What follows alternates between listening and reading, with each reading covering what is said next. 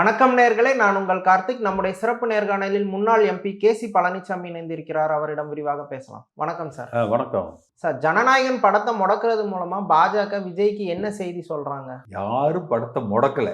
யார் போய் முடக்குனாங்க? இதெல்லாம் ஏன் இப்ப அவர் அரசியலுக்கு வந்துட்டதுனால இன்றைக்கு இது பேசப்படுது. எடப்பாடி பழனிசாமி முதலமைச்சராக இருக்கிற பொழுது விஜய் ஒரு படத்தோட ரிலீஸுக்கு போய் பார்த்துருக்காரு. ஜெயலலிதா அம்மா முதலமைச்சராக இருக்கிற பொழுது ஒரு படத்தில் பிரச்சனை தலைவான்னு நினைக்கிறேன், கொடநாட்டில் போய் நின்று இருந்தார். கருணாநிதி அவர்கள் முதலமைச்சராக இருந்த பொழுது போய் அவரை சந்தித்து நின்றுட்டு இருந்தார். இப்போ அதெல்லாம் யார் முடக்கிறதுக்கு நினைச்சாங்க? இல்லை, அதுலேயுமே அரசியல் காரணங்கள் இருந்ததாக தான் அந்த டைம் செய்திகள். அப்படி பெரிய லெவலில் அரசியல் காரணங்கள் இருப்பதாக நான் பார்க்கலை. இன்றைக்கும் அதாவது எந்த தவறுமே இல்லாமல் இப்போ அவங்க கேட்டாங்க இல்லையா, நீங்கள் சென்சார் சர்டிஃபிகேட்டு கூட வாங்காமல் எப்படி ரிலீஸுக்கு டேட்டை ஃபிக்ஸ் பண்ணீங்கன்னு நேற்று. ஆமாம். அப்புறம் அதுக்கு பதில் சொல்லணும்ல, நீங்கள் சென்சார் சர்டிஃபிகேட்டை வாங்கிட்டு தானே இப்போ டேட்டை ஃபிக்ஸ் பண்ணணும். இல்லை, யூஸ்வலாக எல்லா படங்களுமே டேட்டா அனௌன்ஸ் பண்ணிடுவாங்க, அதுக்கப்புறம் ஒரு ஷார்ட் ப்ரொசீஜர் தான். அது ஒரு எக்ஸ்பெக்டேஷன். நீங்கள் ஒரு அரசியல் தலைவராக வந்ததுக்கப்புறம் சட்டம் இயக்குகிற சட்டமன்றத்துக்கு செல்ல வேண்டும் நினைக்கிறீங்க, முதலமைச்சர் ஆகணும்னு ஆசைப்படுறீங்க. அப்போ நீங்கள் அந்த ப்ரொசீஜரை ப்ராப்பராக ஃபாலோ பண்ணணும்ல.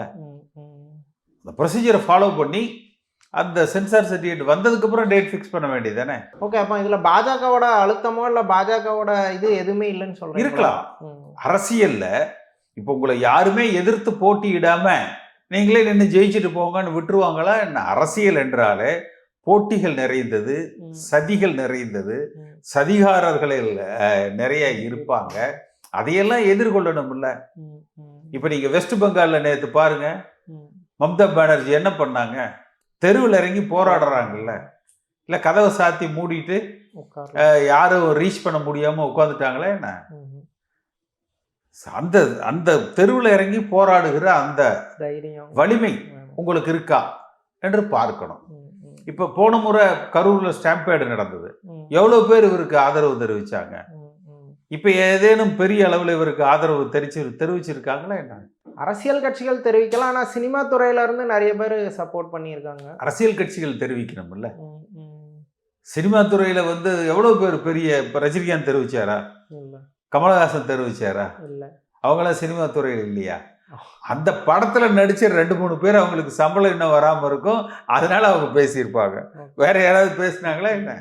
அவரே குரல் எழுப்பாத போது மற்றவங்க வேண்டான்னு முடிவு எடுத்து. அதுதான் சொல்றேன். அதாவது இறங்கி போராடுகிற அந்த குணம் அவரிடத்துல இருக்கா? இதே ஜெயலலிதா அம்மா இருந்த போது கமலஹாசன் ஒரு படத்துக்கு பிரச்சனை வந்து, விஸ்வரூபத்துக்கு அவர் எவ்வளவு விஸ்வரூபம் எடுத்தார். இதுல விஜய் அப்படியே பொட்டி பாம்பா இருக்காரு, அவர் படமும் போட்டிக்குள்ளேயே நின்றோம்.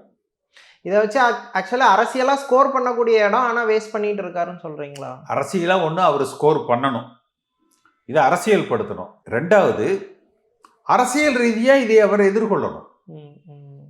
அரசியல்வாதிகளை நீங்கள் அரசியல் ரீதியாக மட்டுமே இப்போ இதே புரட்சித் தலைவர் எம்ஜிஆர் கட்சி ஆரம்பித்த பொழுது உலகம் சுற்றும் வாலிபன் படம் வந்தது.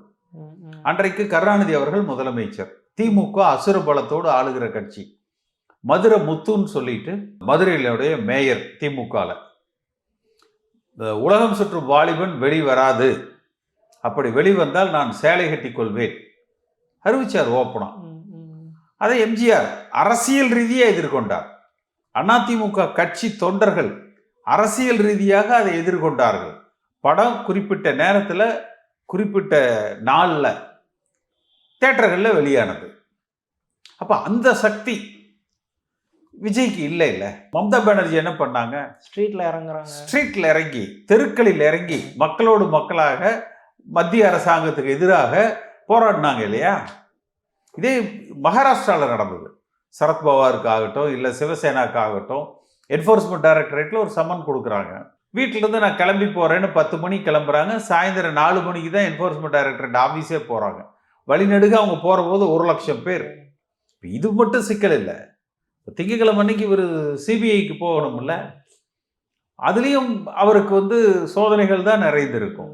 அப்போ அதை எதிர்கொள்றதுக்கு டெல்லியில் இறங்கி எந்த ரசிகரும் வராதீங்க என்று இவர் அறிவிப்பு கொடுத்து வாலண்டியரா தானா டெல்லியில் 1,00,000 பேர் திரண்டு போனாங்கன்னா, நான் டெல்லியில் இருக்கிற சீஃப் மினிஸ்டரோ அல்லது பிரதம அமைச்சரோ விஜய் நம்ம பகைச்சுக்கிட்டோம்னா மத்திய அரசாங்கத்துக்கு அது பாதகமாக இருக்கும், டெல்லி மாநில அரசாங்கத்துக்கு அது பாதகமாக இருக்குன்னு பயப்படுவாங்களா?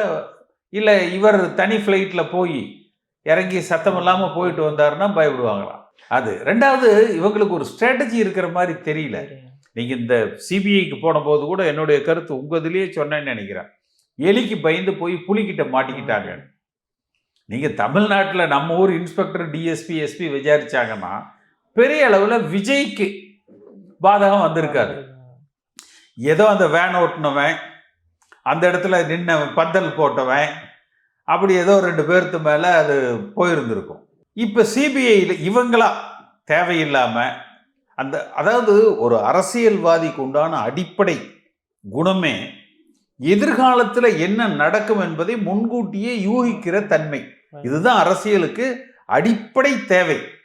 நாளை அடுத்து ஒரு ஒரு ஒரு செயல் நடந்தால் இதனுடைய விளைவுகள் எவ்வளவு தூரத்துக்கு போகும், பின் விளைவுகள் இது எப்படி வரும் என்பதை முன்கூட்டியே யூகித்து தற்காப்பு நடவடிக்கைகள் இறங்கணும். எந்த யோசனையும் இல்லாமல் இந்த ஆதவர்ஜுனா பேச்சை கேட்டு உச்ச நீதிமன்றத்துக்கு, அதாவது சும்மா போகிற விஷயத்த, இங்கே முடிகிற விஷயத்த ஆதவர்ஜுனா பேச்சை கேட்டு உச்ச நீதிமன்றத்துக்கு கொண்டு போய் அந்த கேஸில் என்ன சார்ஜ் ஷீட் போடுறாங்களோ அந்த சார்ஜ் ஷீட்டு ஓய்வு பெற்ற உச்ச நீதிமன்ற நீதிபதியால் அங்கீகரிக்கப்படுகிற சார்ஜ் ஷீட், குற்றப்பத்திரிக்கை, ஷோர் ஃபார் கன்விக்ஷன். ஓகே, அதுல என்ன இருக்கோ அது வந்து ரொம்ப வேலிடா கன்சிடர் ஆகும். விஜயே அதுல குற்றவாளியாக்கப்படுவதற்கு வாய்ப்புகள் அதிகமா இருக்கு. மூக்கணங்கயிறை கொண்டு போய் டைரக்டா பிஜேபி கையில கொடுத்த மாதிரி ஒரு ஆமா, மூக்கணங்கயிறை கூட கொடுக்கல, கயிறை இவரே மூக்குல மாட்டிக்கிட்டு கொண்டு போய் வந்து மூக்கல கூட இல்ல, அது மூக்கோட போயிடும், கழுத்துல சுருக்கு போட்டு மாட்டி கொண்டு போய் வந்து கொடுத்துருக்குறாங்க. அதே போலதான் நீங்க ஒரு அரசியல் கட்சி ஆரம்பிச்சிட்டீங்க, ஒரு படம் வருது, அதை நீங்க ஒரு அரசியல் பிரச்சார படமா பயன்படுத்த போறீங்க, தேர்தல் வருது, அப்ப எவ்வளவு முன்ஜாக்கிரதையோட நீங்க அதை வந்து அணுகணும். இப்ப பல பேரோட வாழ்க்கை பாவம், இவருக்கு உண்டான படம் வந்திருக்கும், அந்த ப்ரொடியூசரு, விநியோகஸ்தர்கள், தியேட்டருங்க, எவ்வளவு பேருக்கு அதுல நஷ்டம்.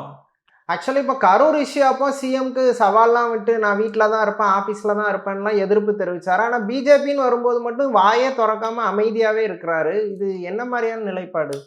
இல்லை, வீட்டில் தான் இருப்பேன்னாரு, அதெல்லாம் பேசினாரு. இந்த படத்துக்கு 3 நாள் ஆச்சு, அவர் ஒன்றுமே பேசலையே. இப்போ சிபிஐயில் சம்மன் வந்தது இல்லை, அதுக்கு ஒன்றுமே பேசலையே. இதெல்லாம் யாரோ எழுதி கொடுக்குற டயலாக பேசுறது அரசியல் அல்ல. சுயமா பேசணும், களத்தில் இறங்கி போராடணும், முன்கூட்டியே யூகிக்கணும், தன்னையை காப்பாற்றிக்கணும், தன் கூட பயணிப்பவர்களை காப்பாற்றணும். அந்த ஒரு முன் யோசனைகள் குறைவாக இருக்கு.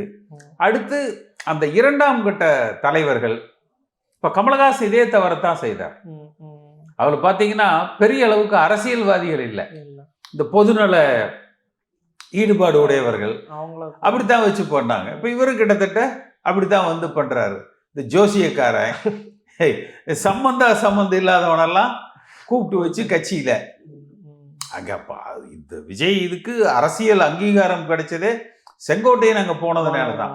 ஆனா செங்கோட்டையன் அவர் வாழ்க்கையில யாரையுமே அதிர்ந்து பேசவே மாட்டார். அவர் இது வரைக்கும் எதிர்ப்பு அரசியலே பண்ணது கிடையாது, பார்க்காதவர், செய்யாதவர். கட்சி தலைமையை பாராட்டி பேசுறதோட அவர் லிமிட்டட், அதை மட்டும் தான் கரெக்டா செய்வாங்க. ஜேசிடி பிரபாகரனும் அப்படித்தான். இப்ப பெரிய ரெண்டாவது அவர்களுக்கே அங்க அங்கீகாரம் இல்லை. செங்கோட்டையனே புஷி ஆனந்துக்கு கீழே தான், ஜேசிடி பிரபாகரனே அருள்ராஜுக்கு கீழே தான். அப்ப இதெல்லாம் வந்து ஒரு அரசியல் கட்சிக்கு, எம்ஜிஆர் வந்து கட்சி ஆரம்பிச்சாருன்னா எம்ஜிஆர் மன்றத்தை நிர்வகித்த ஆரம் வீரப்பன் கட்சியில 6வது இடம் 7வது இடத்துல தான் இருந்தார். திமுக இருந்து வந்து நாவலர், பண்ருட்டி, பாவுசா, ராகவானந்தம், நாஞ்சில் மனோகரன் அவங்கள தான் முன்னால வச்சார். ஏன்னா நீங்க ஒரு அரசியல் அனுபவம் ரீதியாக அரசியல் அனுபவஸ்தர்களை வைத்து வலிமையாக நீங்க அரசியல் கட்சியாக கட்டமைக்கணும். இவர் இன்னும் அந்த அரசியல் கட்சியாகவே கட்டமைக்கல.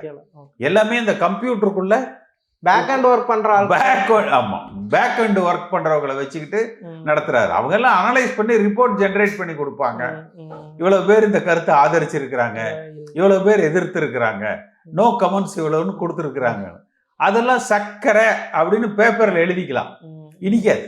ஃபீல்டுல இம்பாக்ட்ஃபுல்லா பண்றதுக்கான ஆட்கள் யாரும் பண்றதுன்னா அது மம்தா பானர்ஜி கிட்ட இருந்து கத்துக்கணும், சிவசேனாட்ட இருந்து கத்துக்கணும், சரத்பவார்கிட்ட இருந்து கத்துக்கணும், எம்ஜிஆர் கிட்ட இருந்து கத்துக்கணும். சும்மா எம்ஜிஆர் படத்தை வேன்ல போட்டு போனா பத்தாது. நீங்க இவ்வளவு பேசுறாரு எம்ஜிஆர் நினைவு நாள் நடந்தது இல்ல, எம்ஜிஆர் நினைவு நாளுக்கு ஒரு படத்தை வச்சு ஒரு அஞ்சலி செலுத்தி அந்த புகைப்படத்தை பகிர்ந்தார என்ன?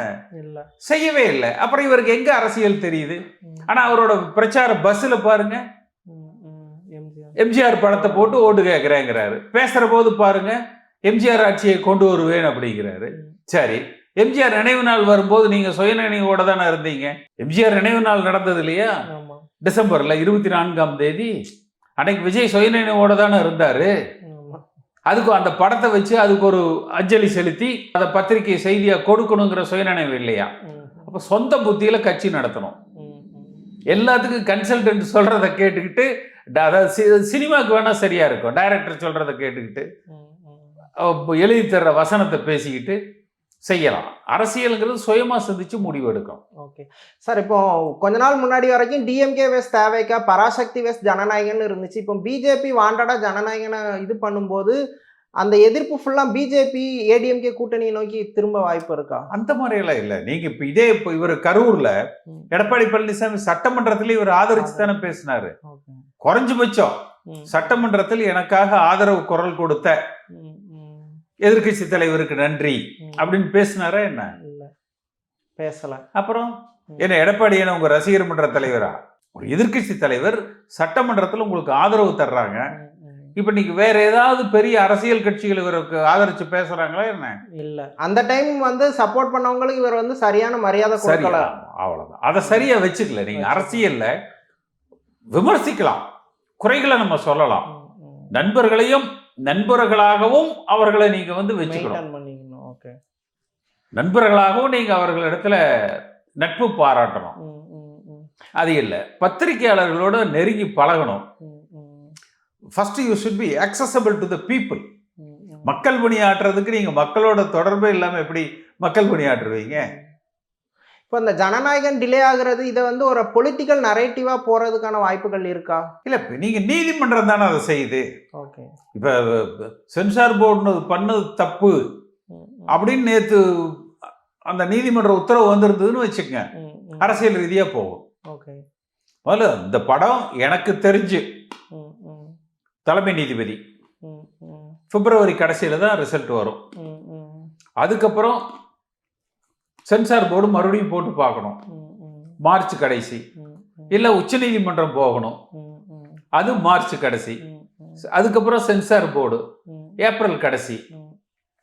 தேர்தல் முடிஞ்சுதான் இந்த படம் வெளியில வர்றதுக்கு வாய்ப்பு. தேர்தல் வரைக்கும் இந்த படம் வர்றதுக்கான வாய்ப்பு இப்போதைக்கு இல்ல. வாய்ப்பு இல்லை. அது வரைக்கும் கோர்ட்லயே இந்த படத்தை பார்த்துக்கிட்டு சென்சார் போர்டில் இருக்கிறவங்க இந்த படத்தை மாத்தி மாத்தி பார்த்துக்கிட்டு அவங்கதான் ரிவ்யூ. அது வரைக்கும் அந்த ப்ரிவ்யூ, அந்த மீடியா ப்ரொமோ இதெல்லாம் போட்டு பார்த்துக்கிட்டு இருக்க வேண்டியது. அதாவது அந்த பிரச்சனைகளை அணுகக்கூடிய அந்த பக்குவத்தை இவர் வளர்த்துட்டான். அவர் நெகட்டிவா சொல்லல, எந்த இடத்துல லேக்கணும். ஆந்திரால ஒரு அல்லு அர்ஜுன் அவர் குற்றவாளியை சேர்த்தப்பட்டார்ல, டெல்லியில அன்சால் பிரதர்ஸ்னு கூகுள் பண்ணி பாருங்க, 3 ஆண்டுகள் தண்டிக்கப்பட்டாங்க. இதே நெக்லிஜென்ஸ். நீங்க நம்ம ஊர் இன்ஸ்பெக்டர், டிஎஸ்பி, எஸ்பி பார்த்தீங்கன்னா அவன் விஜய் ரசிகரா இருந்திருப்பாங்க. பெரிய அளவுல ஏதோ இவரை காப்பாத்துறதுக்கு தான் அவங்க ட்ரை பண்ணிருப்பாங்க. இப்போ அங்க டெல்லியில உள்ளவங்க கொஞ்சம் ஹார்ஸாவே டீல் பண்றதுக்கு, கொஞ்சம் எல்லாம் இல்ல, ஹெவியாவே. அதாவது நல்ல இனிக்க பேசி இவரை குற்றவாளியாக்கி கோர்ட்ல தண்டனை வாங்கி கொடுப்பதற்கு உண்டான எல்லா நடவடிக்கைகளையும் அவங்க எடுப்பாங்க. அப்போ இதை வச்சு பிஜேபி வந்து அலைன்ஸ்க்கு எதுவும் விஜய் இழுக்க வாய்ப்பு இருக்கா? அந்த மாதிரியான மூவ் இருக்குமா? அது அவங்கள பொறுத்த வரைக்கும் அதுக்கு அவங்க தயாரா இல்லை. விஜய் வந்து ஒருவேளை தன்னை தற்காத்துக் கொள்வதற்கு அவங்கள்ட்ட இவர் போலாம். ஆனா அப்படி போனாருன்னா கட்சி காணாம போயிடும். அந்த மக்கள் நம்ப மாட்டாங்க. அப்ப இந்த நேரத்தில் அவருக்கு தேவை எதிர்க்கட்சி அரசியல் செய்ய அவர் கற்றுக்கொள்ள. முதல்ல அரசியல் செய்ய கற்றுக்கணும், அரசியல் கட்சி நடத்த கத்துக்கணும், எதிர்த்து போராடுகிற சக்தி வேணும், தெருவில் இறங்கி போராடுகிற வல்லமை வேணும். இந்த இடத்துல விஜய்க்கு என்ன ஆப்ஷன்ஸ் இருக்குன்னு நீங்க நினைக்கிறீங்க? இதுதான் ஆப்ஷன். இப்ப நான் சொன்னேன்ல, தீவிரமா எதிர்த்து போராடணும். இல்லைன்னா ரஜினிகாந்த் மாதிரி ஒதுங்கி போயிடணும், இல்ல கமலஹாசன் மாதிரி ஐக்கியம் ஆயிடணும். அலைன்ஸாவும் யாரும் டிவிகேக்கு பெரிய பார்ட்டிஸ் யாருமே வரல, அவரை ஐசோலேட்டாவே விட்டுட்டாங்க. விஜய் படம் எடுக்கிறாருன்னா எவ்வளவு பேர் அதை வந்து டிஸ்ட்ரிபியூட்டர்ஸ், ப்ரொடியூசர்ஸ், டைரக்டர்ஸ்னு போய் நிற்பாங்க. கூட்டணி ஆட்சி அமைப்பு எல்லாம் வாங்கன்னு சொன்ன யாராவது போய் நின்னாங்களே என்ன? இல்ல. ஆக்சுவலி எடப்பாடி பழனிசாமி கூட்டணிக்கு ரொம்ப வில்லிங்கா இருந்தாரு. காங்கிரஸ் போறதுக்கு ஒரு செக்டார். எடப்பாடி பழனிசாமி வில்லிங்கா இல்ல, அவர் முதலமைச்சராக தன்னை முன்னிறுத்தி கொள்வதற்கு விஜய் ஆதரிக்க வேண்டும் என்று எதிர்பார்த்தார். அவர் வந்து விஜய் சிஎம் இல்ல, தன்னை சிஎம் ஆக்குறதுக்கு விஜய் யூஸ் பண்ணிக்கிட பார்த்தாரு. ஆக்சுவலி அவர் விஜய் சிஎம் ஆக்குறதுக்கு அவர் எதுக்கு அதிமுக? அப்ப அவரை கட்சி விட்டு நீக்கிடுவாங்க.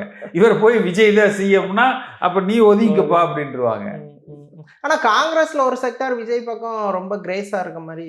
அப்படி இப்ப அது வந்து அவங்க நாடகம் ஆடுறாங்க திமுக அதிக இடங்களை பெறுவதற்கு டிமாண்ட் பண்ண. விஜய் அதை உண்மையான நம்புறாரு. அரசியல்ங்கிறது லெஃப்ட்ல இண்டிகேட்டர் போட்டு ரைட்ல போறதுதான் அரசியல். இவர் இன்னும் கொஞ்சம் அரசியல் புரிஞ்சுக்கணும். எல்லாமே ஸ்கிரிப்ட் எழுதி கொடுக்கறது தான் சரி அப்படிங்கிறது சினிமா. இப்போ ஆக்சுவலி ஜனநாயகன் டிலே வந்து ஒரு செக்டார் என்ன சொல்றாங்கன்னா டிஎம்கேவும் பிஜேபியும் சதி பண்ணிட்டுன்னு ஒரு நரேட்டிவை செட் பண்றாங்க. எது வேணாலும் இருக்கலாங்க. இப்போ எல்லாரும் வந்து ஐயோ வாங்க விஜய் அரசியலுக்கு வர்றேன்னு சொல்லிட்டீங்களா, இது நாள் வரைக்கும் இதுக்காகத்தாங்க நாங்கள் சாப்பிடாம இருந்தோம், வாங்க நாளைக்கே நீங்க முதலமைச்சர் பதவி ஏத்துக்கங்க அப்படின்னு சொல்லி கூடுவாங்களா என்ன? போட்டி போட்டு ஜெயிச்சா தாங்க நீங்க வந்து அது அரசியல். ஃபீல்டில் ஒரு ஹெவி ஃபைட்டை எதிர்கொள்ள களத்துல வந்து முதல்ல போராடணும்ல. கதவை சாத்தி உட்கார்ந்துக்கிட்டு இதை பத்தின கருத்தே அவர் ஒன்றும் சொல்லலையே. இப்போ விஸ்வரூபம் டிலே ஆகும்போது ஜெயலலிதா மாதிரி பவர்ஃபுல் லீடர் இருக்கும்போதே கமல் வந்து ஒரு பெரிய ஃபைட் பண்ணாரு, ஒரு பெரிய இம்பாக்டை கொடுத்தாரு. இவருக்கு அது பண்ண தெரியும், அதுக்கு விருப்பம் இல்லை அல்லது அவரால் முடியறது இல்லை, பை நேச்சர் முடியறது இல்லை. அப்போ நாளைக்கு எப்படி நீங்க மக்கள் பிரச்சனைக்காக மத்திய அரசாங்கத்தை எதிர்த்து போராட போறீங்க? வாய்ப்பே கிடையாது. இதையே உங்க படத்துக்கே நீங்க பண்ண முடியலன்னா மக்கள் பிரச்சனைக்காக மத்திய அரசாங்கத்தை எதிர்த்து என்ன எப்படி போராட போறீங்க? இது டிவிக்கே தொண்டர்களை ரொம்ப டயர்டாக்கிறதுக்கு தானே வாய்ப்பு இருக்கு. யாருமே ஒன்றும் பெருசா இதுக்கு பண்ணவே இல்லை. ஓகே சார், தமிழ்நாடு அரசியல் குறித்து பல விஷயங்களும் ரொம்ப விரிவாக பேசுனீங்க. நன்றி.